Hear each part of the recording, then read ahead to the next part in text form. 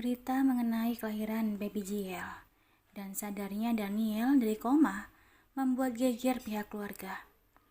Mami Kate tampak pingsan berkali-kali karena luapan rasa terkejut dan kebahagiaan. Papa Edwin untuk pertama kalinya menangis. Semua keluarga berkumpul dalam suasana haru. Baby Jiel dibawa ke ruang anak. Alma diberi cairan infus dan dibiarkan istirahat, sementara Daniel dibawa untuk pemeriksaan lebih lanjut. Dr. Ilham melakukan pemeriksaan secara menyeluruh. Dia melakukan CT scan, MRI, dan EEG untuk memeriksa kondisi otak dan tubuh Daniel.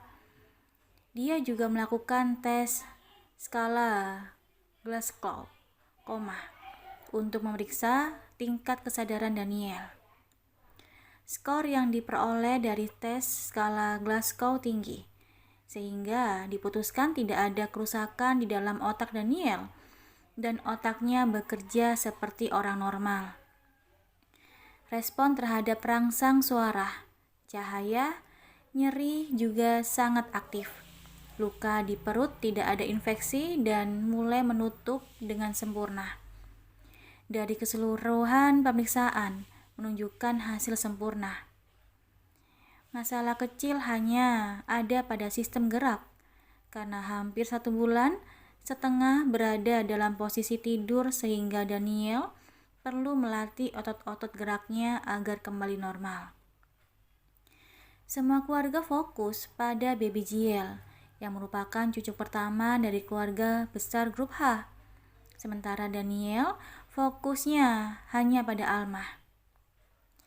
Setelah melakukan berbagai macam pemeriksaan, Daniel kembali ke ruang perawatan dan duduk di sebelah ranjang Alma. Dia tidak mau bergerak sedikit pun. Dokter dan perawat memaksanya untuk beristirahat, namun Daniel bersikeras untuk duduk di samping Alma. Daniel meraih tangan Alma dan menciuminya. Air mata tak henti-hentinya mengalir pada wajahnya. Sayang, kenapa belum bangun? Aku rindu senyummu. Bangunlah, aku merindukanmu. Daniel mengecupi wajah Alma. Dia tahu perjuangan Alma selama dirinya koma. Alma melakukan semuanya sendiri, tidak membiarkan orang lain untuk membantunya. Alma merawatnya dengan penuh cinta. Daniel tahu Alma sangat sedih, tapi wanita itu tidak menunjukkan kesedihannya. Alma hanya bisa menahannya. Hal itu membuat Daniel sangat terharu. Bagaimana mungkin di umurmu yang semuda ini, tapi sikapmu begitu dewasa? Di mana kamu memperoleh sifat-sifat ini? Kenapa begitu keras kepala? Kenapa tidak membiarkanku dirawat orang lain? Sebesar itu cintamu padaku. Daniel menciumi tangan Alma. Air mata masih tidak berhenti mengalir dari wajah tampannya. Sayang, kamu sudah sangat berjuang. Kamu berjuang untuk mengembalikanku ke sisimu. Kamu berjuang untuk menghadirkan buah cinta kita ke dunia ini. Perjuanganmu sangat besar. Mulai saat ini, izinkan aku yang berjuang untukmu. Aku berjanji untuk menjadi budakmu. Kamu adalah ratuku. Aku akan memperlakukanmu dengan sangat baik, mengutamakan kepentinganmu di atas kepentingan yang lain. Aku akan patuh dengan perkataanmu. Aku akan memujamu. Jadi, bangunlah, sayang. Izinkan aku untuk menatap mata indahmu. Izinkan aku untuk melihat senyummu. Sepanjang hari, Daniel tak henti-hentinya berbicara di samping Alma. Dia tidak menghiraukan perkataan dokter maupun keluarganya yang menyuruhnya untuk beristirahat. Dia hanya ingin ada di samping istrinya dan menjadi orang pertama yang dilihat istrinya ketika terbangun. Alma membuka matanya secara perlahan. Dia menatap sekelilingnya. Sepertinya hari sudah malam. Dia ingat detik-detik melahirkan bayinya. Seolah-olah nyawanya sudah berada di ujung tanduk. Namun ada kekuatan lain yang membuatnya kembali bangkit. Daniel sadar dari koma. Mengingat Daniel membuka mata, Alma secara spontan melihat ranjang di sebelahnya, tempat Daniel dirawat. Ranjang itu kosong. Kemana Daniel? Alma berusaha untuk bangun ketika dia merasa tangannya tidak bisa digerakkan. Alma melihat tangannya, dan dia melihat sosok yang dicarinya. Daniel duduk di kursi roda dan tengah tertidur. Dia menjadikan tangan kirinya sebagai tumpuhan, sementara tangan kanannya memegang tangan Alma. Tak terasa air mata Alma menetes dengan derasnya.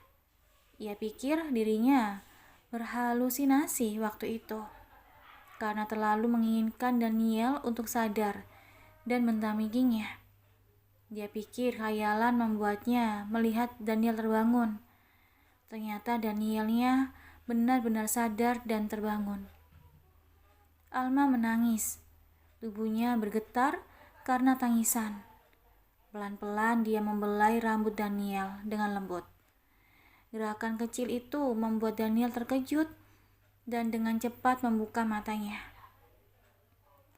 "Hai Bi," bisik Alma lirih dengan air mata yang masih mengalir di wajahnya.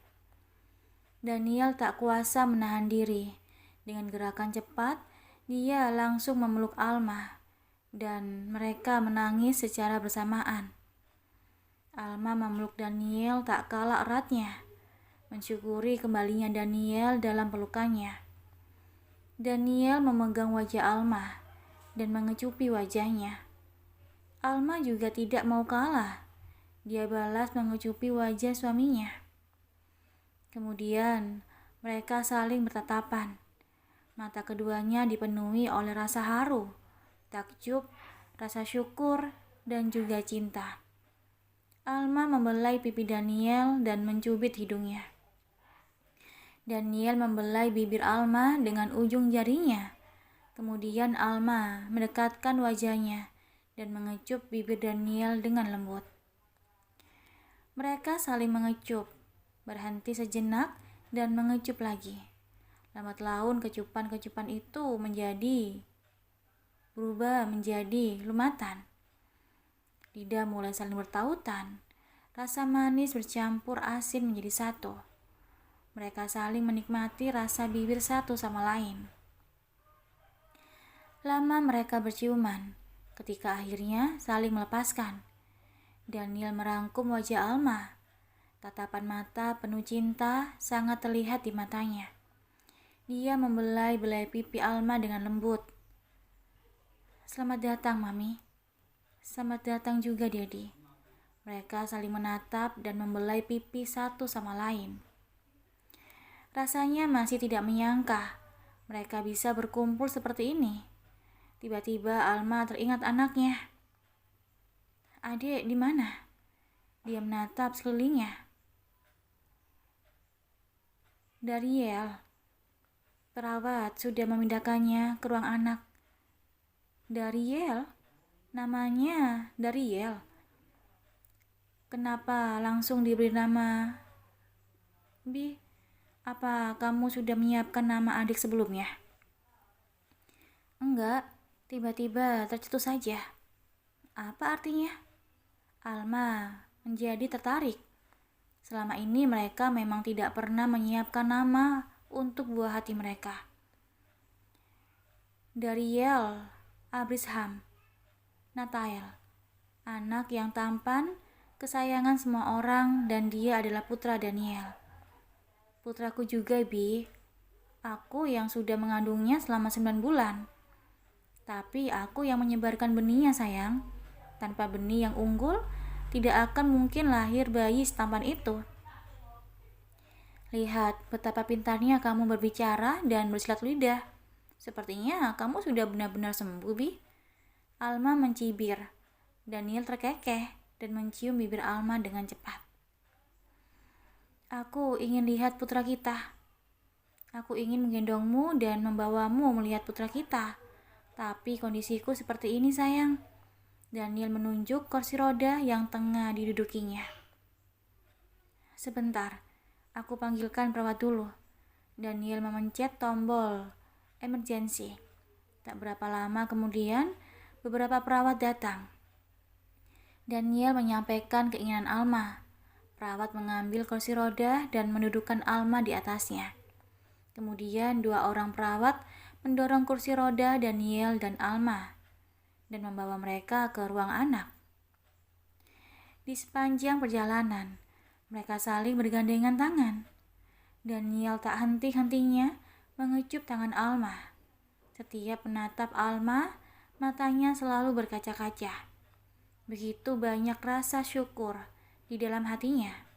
Dia bersyukur karena Tuhan masih memberikannya kesempatan kedua. Daniel berjanji di dalam hati untuk menjadi manusia yang lebih baik lagi. Akhirnya, mereka tiba di ruang anak. Salah satu perawat masuk ke ruang itu dan mengambil salah satu bayi yang ada di sana. Kemudian dia mendekatkan bayi itu pada Daniel dan Alma yang hanya bisa melihatnya dari luar kaca. Mata Alma berkaca-kaca. Dia menyentuh kaca, seolah-olah tengah menyentuh wajah bayinya. Bi, anak kita. Anak kita. Iya, dia anak kita, sayang. Daniel memeluk Alma, melihat mereka diliputi oleh perasaan haru. Tapi kenapa wajahnya sangat bule? Mana wajahku? Ini sangat tidak adil. Aku mengandungnya selama 9 bulan dan tidak ada genku di tubuhnya. Alma cemberut. Karena genku lebih kuat dari genmu, sayang. Daniel menjawab dengan percaya diri. Tapi hidungnya tidak semancung hidungmu, Bi. Padahal hasil USG mancung loh. Itu pasti karena peralatan aneh yang digunakan dokter itu. Hidungnya jadi sedikit tertekan di dalam. Hihihihi. Kamu aneh-aneh saja, Bi. Mana ada kayak gitu, Bi? Hihihihi. Alma meninju dada suaminya dengan main-main.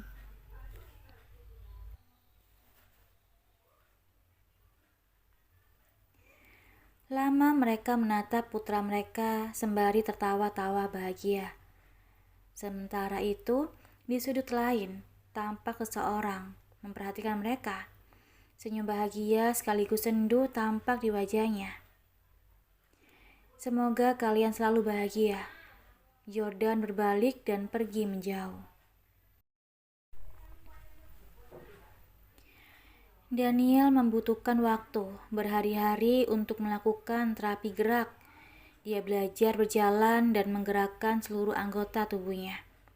Sementara Alma hanya butuh waktu 2 hari untuk memulihkan kesehatannya pasca melahirkan. Meskipun dokter sudah mengizinkannya untuk pulang, namun Alma dengan setia menemani Daniel sampai benar-benar sembuh. 1 minggu kemudian, Daniel sudah sembuh total dan dokter mengizinkannya untuk pulang. Kepulangan mereka disambut dengan gegap gempita. Mami Cat menyiapkan pesta penyambutan di apartemen mereka. Seluruh keluarga dan kerabat dekat hadir untuk mengucapkan selamat pada mereka. Bu Rusmi dan Mami Cat berniat untuk menginap. Tujuannya untuk menjaga baby JL. Namun Alma melarang keduanya karena dia ingin menjaga baby JL secara mandiri. Malam itu seluruh keluarga sudah pulang. Hanya tinggal mereka bertiga di kamar itu. Baby JL tidur di tengah-tengah mereka. Alma menatap putranya dengan penuh cinta. Dia mengambil tangan baby JL dan mengecupnya. Lihatlah, Bi, dia tampan sekali. Tentu saja, dia anakku. Benih unggul akan menghasilkan anak yang unggul. Daniel tidak mau kalah. Baiklah, Tuan benih unggul, terima kasih untuk benihnya. Tanpa benih unggul dirimu, aku tidak mungkin melahirkan anak setampan ini. Sayang, wajahmu sangat tampan, dan hidungmu juga besar. Kelak, kamu sudah dewasa, jangan suka mematahkan hati para wanita seperti dedimu ya nak. Cup cup cup. Alma menciumi perut baby Jill, menyerap aroma tubuhnya yang wangi. Sayang, kamu mengakui milikku yang besar. Milikku ini sudah lama tidak merasakan sentuhan. Daniel mengambil tangan Alma dan membawanya untuk menyentuh miliknya. Bisakah kamu merasakannya? Dia berkejut minta disentuh. Koma tidak menghilangkan mesummu ya, Bi. Rasakan ini. Alma mencubuti senjata Daniel dan beralih ke pahanya. Au, au, au. Ampun, ampun sayang. Jangan cubit lagi, ampun. Daniel mengadu-ngadu. Rasakan. Makanya jangan mesum. Aku tidak mesum sayang. Ini hanya panggilan alam. Sudah lama dia tidak disentuh. Daniel masih meringis sembari menggosok-gosok senjata pamungkasnya. Puasa dulu. Puasa apa? Ini bukan bulan Ramadan sayang. Untuk apa aku puasa? Maksudku puasa melakukan itu. Melakukan itu. ML. Bercinta. Apapun istilahnya, iya. Puasa melakukan itu, Bi. Lagian luka di perutmu masih belum sembuh kan? Siapa bilang? Lukaku sudah sembuh 100% sayang. Aku bisa melakukan 100 gaya sekaligus. Mau bukti? Tidak perlu. Pokoknya puasa dulu. Kenapa? Apa kamu sudah tidak mencintaiku lagi? Apa aku masih perkasa sayang? Masih bisa memuaskanmu di ranjang? Ya, aku tidak meragukan kemampuanmu, Bi. Tapi memang harus puasa. Kita tidak boleh melakukannya. Apa alasannya? Karena aku masih nifas, habiku sayang. Nifas? Apa itu? Ingin rasanya Alma mencekik leher suaminya. Apa Daniel benar-benar tidak tahu? Atau hanya sekedar pura-pura saja? Tapi mau tidak mau Alma menjelaskannya juga. Nifas itu, tubuhku masih mengeluarkan darah sisa-sisa melahirkan. Sekarang saja aku masih pakai pembalut. Tentu saja kalau tidak percaya. Dan Daniel benar-benar menyentuh bagian sensitif istrinya. Keningnya berkerut penuh tanda tanya. Beneran masih keluar darah? Sampai kapan? Alma mengacungkan 4 jarinya, menjawab pertanyaan Daniel. 4 jam. Alma menggereng kan kepalanya. 4 hari. Alma kembali menggelengkan kepalanya. 40 hari sayang. Alma tersenyum puas melihat keterkejutan di wajah Daniel. Apa? Aku harus puasa 40 hari? Tidak menyentuhmu selama 40 hari? Hei sayang, kau pasti bercanda kan? Waktunya tidak mungkin selama itu. Datang bulan saja hanya 7 hari. Jangan membuat lelucon menakutkan seperti itu dong sayang. Daniel terduduk dan membuat tatapan memelas, seolah-olah memohon pada Alma bahwa perkataannya tidak serius. Aku tidak bercanda, Bi. Kalau tidak percaya, cari saja di Google. Semua informasi ada di sana. Alma membenahi bantal, bersiap-siap untuk tidur. Lalu bagaimana dengan nasibnya? Daniel menunjuk junior yang sudah mengeras. Itu urusanmu sayang. Aku mau tidur dulu. Alma tersenyum penuh kemenangan dan memejamkan mata, meninggalkan Daniel yang masih terlihat syok mendengar informasi yang baru saja didengarnya. Hari itu Papa Ed datang ke apartemen mereka. Tujuan Papa Ed datang adalah untuk memberitahu Daniel mengenai orang-orang yang menusuknya. Daniel dan Alma datang menemuinya. Papa sudah menangkap pelaku penusukanmu. Nasib mereka ada di tanganmu. Papa akan mengikuti kemauanmu. Bila kamu tidak mau melepasnya, Papa bisa menghukum mereka sesuai dengan kemauanmu. Daniel menoleh pada Alma, menatap istrinya dengan intens, seolah-olah meminta pendapat. "Bagaimana menurutmu, sayang?" tanya Daniel. "Menurutku, lepaskan saja mereka, Bi. Sekarang kamu sudah sembuh. Kita tidak perlu memperpanjang masalah ini. Memaafkan mereka," bisik Alma. Bukan tanpa alasan Alma berkata seperti itu. Dia hanya tidak mau suaminya mengalami hal serupa bila membalas kejahatan mereka dengan kejahatan yang lain. "Di mana mereka? Aku mau menemuinya," tandas Daniel. Alma sedikit khawatir dengan Daniel. Dia ingin ikut suaminya menemui mereka, namun Daniel melarangnya. Daniel menyuruhnya untuk berdiam di apartemen dan menjaga baby Jaya. Papa Ed membawa Daniel ke markas besar grup H yang tidak terdeteksi satelit manapun. Mereka membuka ruang bawah tanah di mana letak sel pengasingan berada. "Keluarkan mereka," perintah Papa Ed pada anak buahnya yang berjaga. Dengan segera anak buah itu mengeluarkan Felix dan Abian yang terlihat sangat mengenaskan. Felix dan Abian terlihat pingsan. Penampilan mereka sangat aut-autan.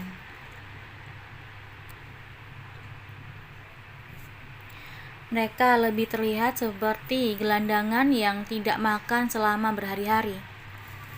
Tidak tampak aura orang kaya pada diri mereka. "Bangunkan mereka," Papa Ed kembali memberi perintah. Dengan sigap anak buahnya menyiram keduanya dengan air. Uhu. Felix dan Abian tersadar. Mereka menatap Daniel dan Papa Edwin dengan bingung. Daniel menatap keduanya dengan perasaan miris dan kasihan. Tidak ada dendam di hatinya. Yang ada hanya perasaan bersalah. Selama perjalanan menemui mereka, Daniel sudah membaca semua laporan mengenai mereka dan keluarganya. Dia tidak menyangka tindakan kecilnya akan berdampak sangat besar bagi mereka. Terlalu mencintai Alma membuatnya menjadi pribadi yang tidak peduli dengan orang lain. Yang dipikirkannya hanyalah kebahagiaan Alma dan menghukum orang-orang yang berbuat jahat padanya. Dia tidak pernah berpikir bahwa tindakannya itu akan menghancurkan keluarga orang lain. "Lepaskan mereka." Daniel berbalik dan keluar dari ruangan itu. Daniel melepaskan Felix dan Abian. Dia juga mengembalikan perusahaan mereka.